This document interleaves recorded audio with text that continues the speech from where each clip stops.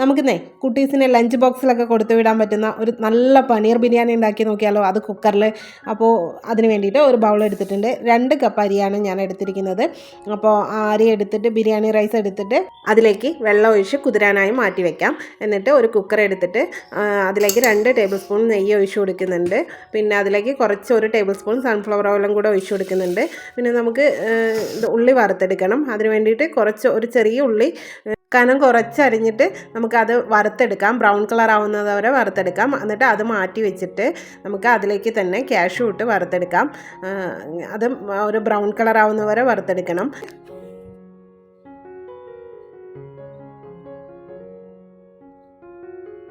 അത് മാറ്റി വെച്ചിട്ടുണ്ട്. അത് ഒരു പ്ലേറ്റിലേക്ക് മാറ്റിയിട്ടുണ്ട്. അത് കഴിഞ്ഞിട്ട് നമുക്ക് 2 സവാള, മീഡിയം സൈസ് സവാള അതിലിട്ടിട്ട് വഴറ്റണം. കനം കുറച്ച് അരിഞ്ഞതാണ്. അതും അതിലിട്ട് നല്ലോണം ട്രാൻസ്പാരൻ്റ് ആവുന്നവരെ വഴറ്റി കൊടുക്കണം. അത് കുറച്ച് സമയമെടുത്ത് തന്നെ ഒരു മീഡിയം ഫ്ലെയിമിൽ വെച്ചിട്ട് വഴറ്റിയാൽ മതി. കുറച്ച് സമയമെടുത്ത് വഴറ്റി അത് വഴണ്ട് വരുമ്പോൾ നമുക്ക് ഈ ഒരു ബേ ലീഫ് ഇട്ട് കൊടുക്കാം. ഒരു ചെറിയ പീസ് പട്ട, 2 ഗ്രാമ്പു, ഒരു ഏലക്ക ഇട്ട് കൊടുക്കാം. നിങ്ങൾക്ക് വേണമെങ്കിൽ ആ നെയ്യിൽ ആദ്യം ഉള്ളി ഇടുന്നതിന് മുമ്പേ ഇടാം. ഞാൻ കുക്കറിൽ വെക്കുമ്പോൾ ഇങ്ങനെയാണ് ചെയ്യാറ്. അപ്പോൾ അതെല്ലാം വഴണ്ട് വരുമ്പോൾ നമുക്ക് ഇഞ്ചി വെളുത്തുള്ളി പേസ്റ്റ് ഇട്ട് കൊടുക്കണം. അതും ആ ഇഞ്ചി വെളുത്തുള്ളി പേസ്റ്റിൻ്റെ പച്ചമണം മാറുന്നത് വരെ നന്നായി വഴറ്റി കൊടുത്തിട്ട് ഒരു 1/4 ടീസ്പൂൺ മഞ്ഞൾപ്പൊടി, 1/2 ടീസ്പൂൺ മുളക് പൊടി, ഓരോരുത്തരുടെ എരിവിന് ആവശ്യമായ മുളക് പൊടി, പിന്നെ ഒരു 1/2 ടീസ്പൂൺ ഗരം മസാലയും കൂടി ഇട്ട് നന്നായി വഴറ്റി കൊടുക്കുക. ഒരു പച്ചമണം മാറുന്നത് വരെ വഴറ്റി കൊടുക്കുക. കുക്കർ കരിഞ്ഞു എന്നൊന്നും വിചാരിക്കേണ്ട, അതൊക്കെ ശരിയാവും. പിന്നെ അത് കഴിഞ്ഞിട്ട് നമുക്ക് ഒരു മീഡിയം സൈസ് തക്കാളി ചെറുതായി കട്ട് ചെയ്തത് ഇട്ട് കൊടുത്തിട്ട് നന്നായി വഴറ്റിയെടുക്കുക. എണ്ണ തെളിയുന്നത് വരെ വഴറ്റി കൊടുക്കണം. അതിലേക്ക് നമുക്ക് കുറച്ച് പുതിനയില, കുറച്ച് മല്ലിയില ഇട്ടിട്ട് അതിൻ്റെ പച്ചമണം മാറുന്നത് വരെ വഴറ്റി കൊടുക്കുക. നന്നായിട്ട് ഒന്ന് ആ ഇലയൊക്കെ ഒന്ന് മൂത്ത് വരുമ്പോൾ നമുക്ക് അതിലേക്ക് ആവശ്യമായ പനീർ ഇട്ട് കൊടുക്കാം. ഞാൻ 2 കപ്പ് അല്ലെങ്കിൽ 100 ഗ്രാം പനീറാണ് ഇട്ട് കൊടുക്കുന്നത്.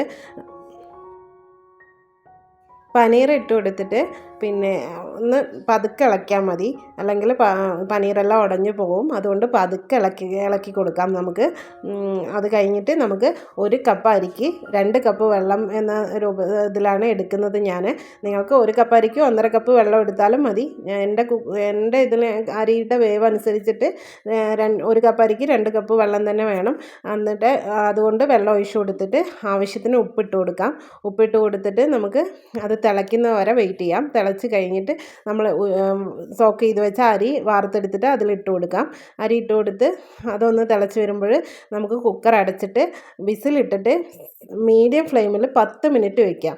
മീഡിയം ഫ്ലെയിമിലാണ് വിസിലിട്ടിട്ട് മീഡിയം ഫ്ലെയിമിൽ ഏറ്റവും കുറച്ച് വയ്ക്കാൻ പറ്റിയ അത്രയും കുറച്ച് വെച്ചിട്ട് 10 മിനിറ്റ് വിസിലിട്ടിട്ട് വയ്ക്കാം. 10 മിനിറ്റ് കഴിയുമ്പോൾ ഞാൻ തുറന്നിട്ട് അതിൽ കുറച്ച് മല്ലിയിലയും നമ്മൾ വറുത്ത് വെച്ച ആ ഉള്ളിയും കാഷ്യും ഒക്കെ ഇട്ടിട്ടുണ്ട്. ഉടഞ്ഞൊന്നും പോയിട്ടില്ല കേട്ടോ. അരി ഇങ്ങനെ വേറിട്ട് തന്നെ വരുന്നുണ്ട്.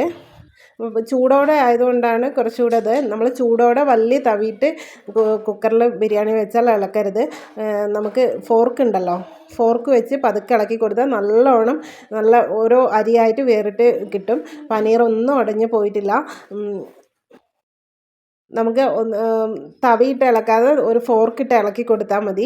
നല്ലോണം ചോറ് വേറെ അരി വേറെ ആയിട്ട് നിൽക്കും. അപ്പോൾ നല്ല ടേസ്റ്റുള്ള ബിരിയാണിയാണ്. ലഞ്ച് ബോക്സിനൊക്കെ ആക്കാൻ പറ്റിയ നല്ലൊരു ബിരിയാണിയാണ്. അപ്പോൾ എല്ലാവരും ട്രൈ ചെയ്ത് നോക്കണം. എല്ലാവർക്കും ഇഷ്ടമാവും. അപ്പോൾ ഇന്നത്തെ വീഡിയോ ഇത്രയേ ഉള്ളൂ. Thanks for watching.